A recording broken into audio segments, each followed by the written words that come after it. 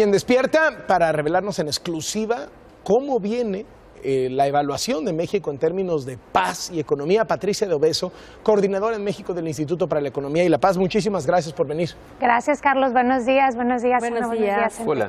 A ver, cuéntanos, ¿mejoramos, empeoramos en esta clasificación anual? ¿Qué es lo que miden? El último año México empeoró un 4% en sus niveles de paz. Lo que mide el índice de paz México son 5 indicadores. Son tasas por cada 100,000 habitantes de homicidios, de delitos con arma de fuego, crímenes de la delincuencia organizada, delitos con violencia, que son robo, asalto y violación, y por último un indicador que tiene que ver con el sistema de justicia penal, que es la tasa de presos sin condena.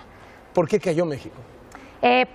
Principalmente se debe al aumento de 18% en la tasa de homicidios. Es importante mencionar ¿Son ejecuciones o bueno, en México lamentablemente no tenemos tampoco esa información desglosada si tiene que ver con el crimen organizado, si son dolosos o culposos. Sin embargo, sí lo que sabemos es que 61% de los homicidios que sucedieron en 2016 fueron con un arma de fuego.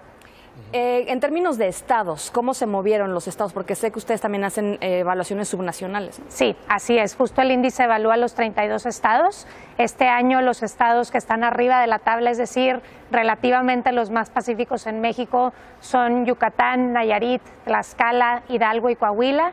Y los que están en los últimos lugares de la tabla son Guerrero, Colima, Sinaloa, Baja California Sur y Baja California. Déjame te pregunto por 2 estados en particular, sí. Nayarit y Veracruz, porque en su estudio pues parecen sugerir que traen una manipulación ahí de cifras, o cómo está el asunto. Y lo digo pues porque es el Veracruz de Javier Duarte y es el Nayarit del tipo este que acaban de detener en Estados Unidos, que era fiscal, ¿no? Sí, así es. Justo llevamos 2 años haciendo una mención muy particular, un análisis dentro del reporte del índice sobre la veracidad de los datos oficiales, particularmente en Nayarit y en Veracruz, de los homicidios que cuenta el INEGI a través de las actas de defunción de la Secretaría de Salud. Las procuradurías estatales solo investigaron 60% de esos homicidios. Es decir, 40% de los homicidios en Nayarit y en Veracruz ni siquiera están en los números, ¿no? Obviamente no se investigaron, no sabemos nada de ellos, ¿no? ¿Eso es una manipulación de los datos? Bueno, creo que puede referirse a varias cosas, ¿no? Definitivamente puede ser manipulación, puede ser también falta de capacidades de los policías a llegar a una escena del crimen. Por ejemplo, sabemos que hay lugares donde se encuentran fosas con 90 cuerpos, abren una averiguación previa y 89 cuerpos quedan sin contarse. ¿Cuáles son los costos económicos de esto para el país y per cápita? Sí, para el 2016 lo calculamos en un poco más de 3 billones de pesos. Esto equivale al 18% del PIB, más o menos 25,000 pesos por persona. Y aquí es importante mencionar que esto lo calculamos no solo con los costos directos de la violencia, es decir, cuánto gasta el Estado mexicano en contener la violencia en las Fuerzas Armadas, en el sistema judicial, sino los costos indirectos, ¿no? Lo que nos cuesta a los mexicanos el miedo, el sufrimiento, la percepción de inseguridad, que la gente ya no salga a las calles y no consuma en los comercios, por ejemplo. 25,000 pesos por persona cuesta la inseguridad en México. Así es como un impuesto que se nos cobra sin preguntarnos y hemos visto los resultados. Ahora, en el concierto internacional, México está en su peor momento, hemos subido, hemos bajado, ¿cómo estamos con el resto del mundo? Bueno, sí, justo en el índice de paz global, que también evalúa el instituto, en el 2016 México quedó en la posición 140 de los 163 países que evaluamos, precisamente por el mismo problema, ¿no? La tasa de homicidio en México es de 16 por cada 100,000 habitantes, cuando la media global es de 7.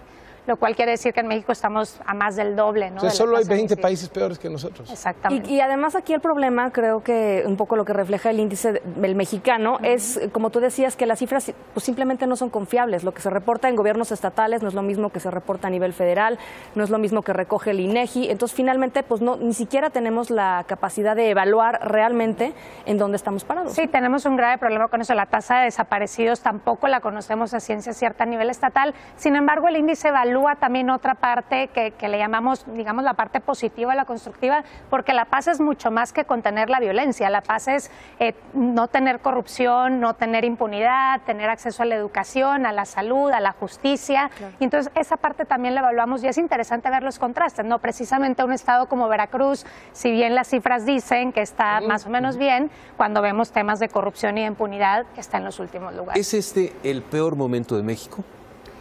Nosotros tenemos cuidado de hablar de las tendencias, ¿no? Precisamente que hay que esperar un poco. Cuando comparamos los últimos 6 años, justo el peor momento en México en 2011, no estamos a esos niveles aún, ¿no? No estamos a niveles de 2011 en tasas de homicidios todavía ni siquiera, pero la tendencia empieza a ir hacia la baja otra vez. O sea, a empeorar. A empeorar. O sea, nos estamos acercando al peor momento, digamos. Nos estamos regresando al peor momento. ¿Y ahí qué tiene que pasar para que no suceda? ¿Es problema del gobierno federal, estatal, municipales? No, justo nosotros hacemos 4 señalamientos en particular en el índice. Uno es la tasa de impunidad en México, todo lo que tiene que ver con el sistema de justicia penal.